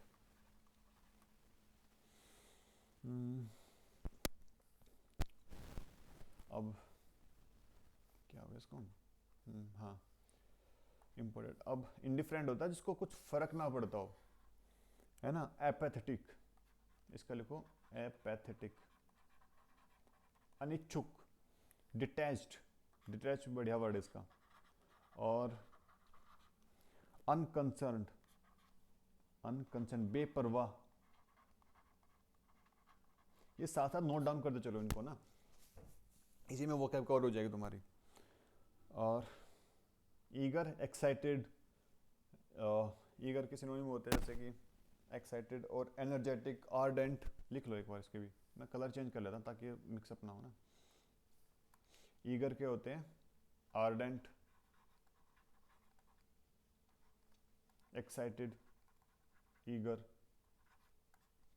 कंपोज्ड होता है शांत। अब कंपोज्ड के क्या होंगे, कंपोज्ड के जैसे ट्रैंकिल, बढ़िया वर्ड है, ट्रैंकिल होता है शांत। सीरीन, SEREN, सीरीन, सीरीन भी होता है शांत, मतलब ये होते हैं। तो इस केस में क्या होगा, कंपोज्ड, क्या कंपोज होगा, नहीं ये नहीं हो सकता। इंडिफरेंट नहीं होगा, प्रोमिनेंट नहीं होगा। ईगर इतना बढ़िया नहीं, बट हाँ काफ़ी क्लोज है एंक्सियस की। कोई इंसान परेशान होगा तो वो एनेक्सियस होगा थोड़ा सा।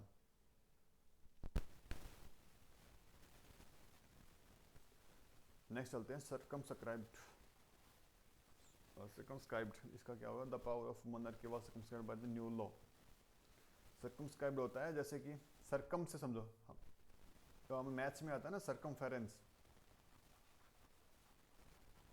सर्कमफेरेंस का मतलब होता है बाउंड्री कर देना किसी सर्कल की, ये होता है मतलब किसी चीज को कंस्ट्रेन कर देना, रोक देना, बाउंड उस पर बॉन्डेज लगा देना, बंदिश लगा देना, दैट इज सर्कमस्क्राइब्ड। क्वेश्चन का सेंटेंस का मीनिंग है the power of monarchy. Monarchy होता है जहाँ पे किंग, जहाँ पे राजा का रूल चलता हो, वो होता है monarchy. The power of the monarchy was circumscribed by the new law, है ना, कि नए लॉ से जो राजा की जो पावर थी ना वो क्या हो गया, सर्कमस्क्राइब्ड हो गई, मतलब पावर कंस्ट्रेंड हो गई, रुक गई, कम हो गई। ए इज आंसर। नेचुरलाइज्ड नहीं, सर्कमवेंटेड।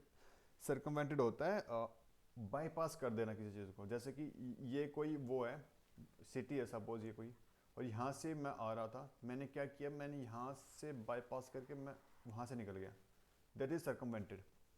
नेचुरलाइज्ड होता है सिटी, पॉलिटी में आपने पढ़ा होगा, जब वो होता है ना सिटीजनशिप लेना होता है, टू ग्रांट सिटीजनशिप, ये लिख लो यहाँ पे, to grant citizenship. Notified, to inform, तो option A is the right answer है, option A is the right answer है। नेक्स्ट पे चलते हैं 53 पे।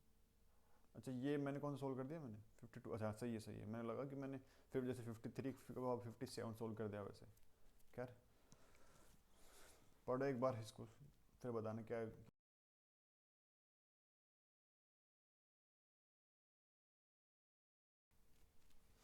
We caught him eavesdropping outside the window. Eavesdropping होता है चोरी छुपे सुनना किसी चीज़ को, ईवेस ड्रॉपिंग, ई ए वी समझ रहे हो ना, ये कुछ ई ए आर से मिलता जुलता है ना, ईयर कान से, कान लगा के सुनना किसी चीज़ को, इंटेंशनली सुनना, वो होता है। Wandering aimlessly, talking loudly, listen secretly, reflecting calmly, नहीं है, ऑप्शन सी इज आंसर। इसमें ना एक वर्ड होता है over here. Over here, over year होता है कि किसी चीज़ को एक्सीडेंटली सुन लेना, मतलब मैं कहीं से जा रहा था, मैंने कहीं से कोई बात सुन ली, वो क्या हो गया ओवर ईयर। जैसे कि दो लोग यहाँ बात कर रहे थे, हम दो लोग यहाँ से जा रहे थे, उनकी बातें हमने सुन ली, दैट इज ओवर ईयर, मतलब लिसन एक्सीडेंटल।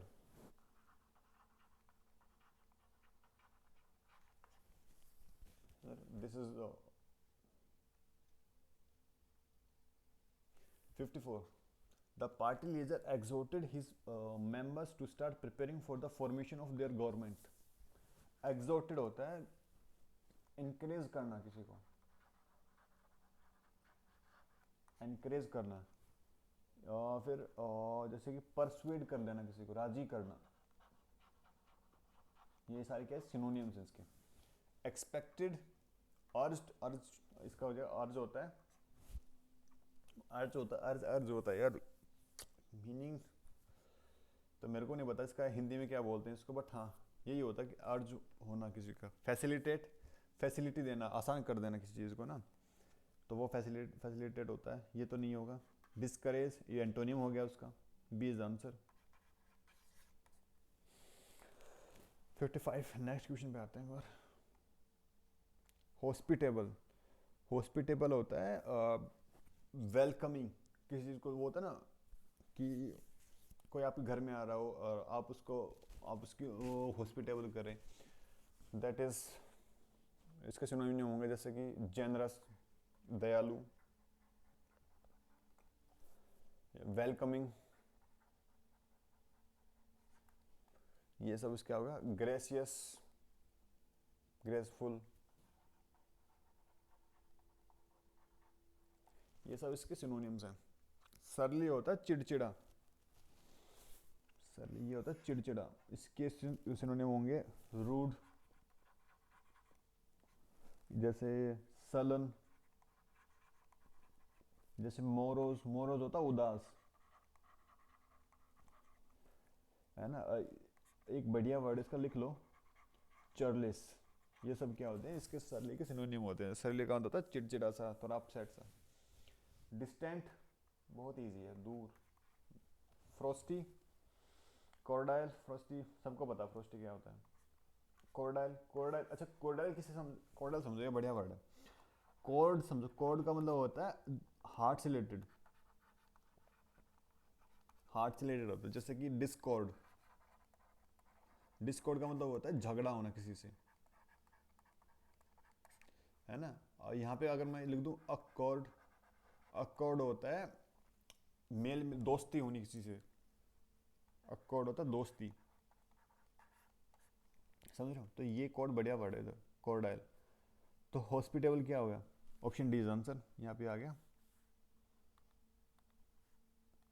कलर चेंज कर लेता हूँ ना ताकि आपको वो ना रहे, option D is answer.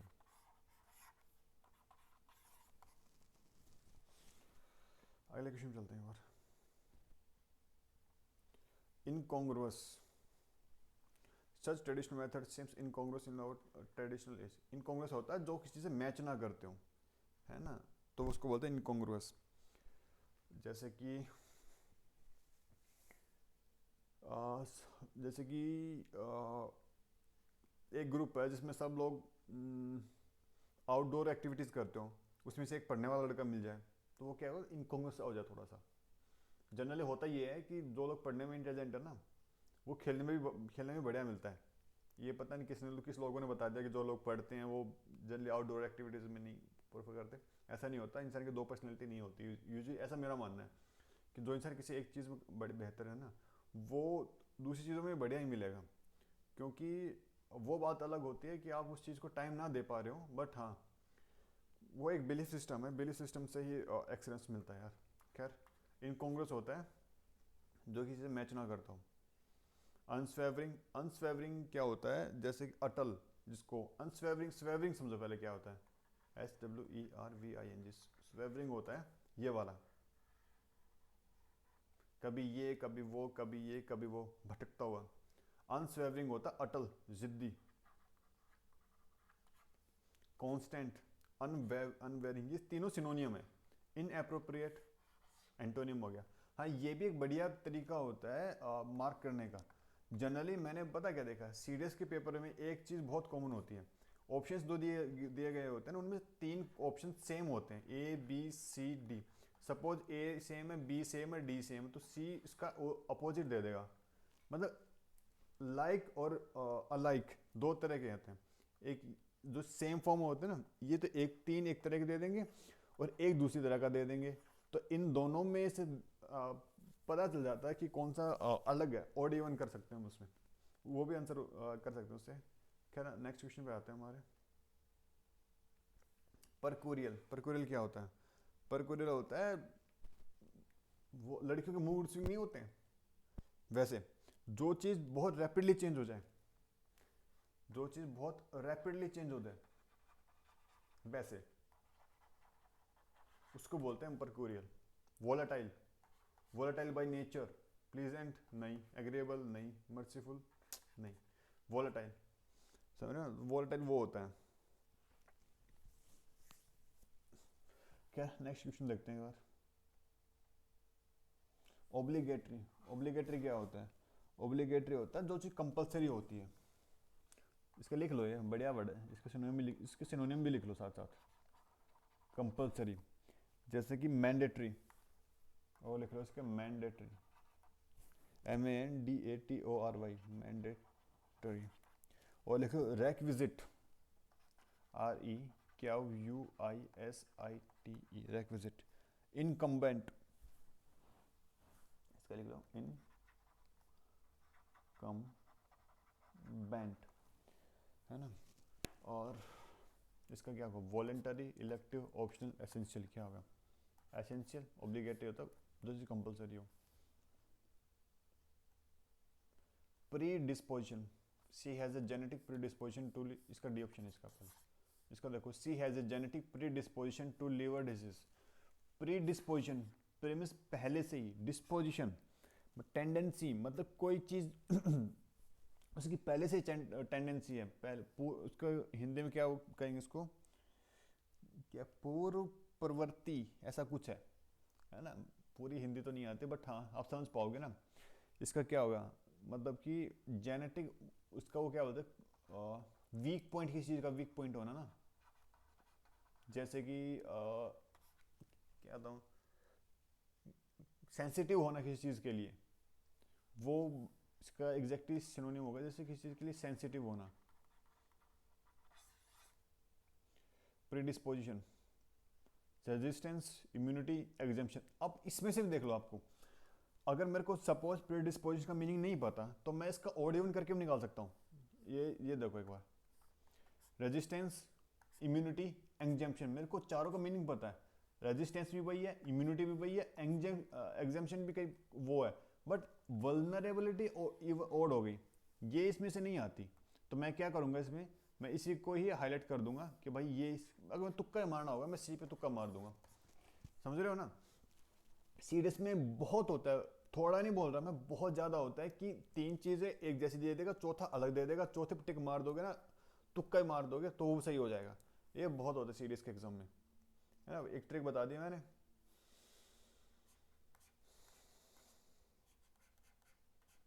Thank you तो लिख दो कमेंट बॉक्स में। सार्डोनिक स्माइल, ये देखो एक बार, सार्डोनिक क्या होता है। सार्डोनिक होता है सरकाजम वे में, है ना। वो नहीं होता थोड़ा सा मुंह चिढ़ा के, मुंह टेढ़ा करके वो स्माइल देते हैं, वो वाली सार्डोनिक स्माइल होती है। इसके सिनोनिम होंगे जैसे सरकास्टिक, सरकास्टिक, स्कॉर्नफुल, चिढ़ाना किसी किसी को ना, मॉकिंग, साइनिकल, नकचढ़ा, कंटेम्प्टुअस, घृणित। मॉकिंग भी लिख लो यार, किसी को चिढ़ाना। अच्छा ले रखा क्या मॉकिंग, ये रहा ए ऑप्शन, ये रहा भाई, ये रहा ए ऑप्शन। मैं सोच रहा कि वैसे ही रिस्पेक्टफुल नहीं, रेवरेंशियल होता है, श्रद्धापूर्ण, लिख लो एक बार।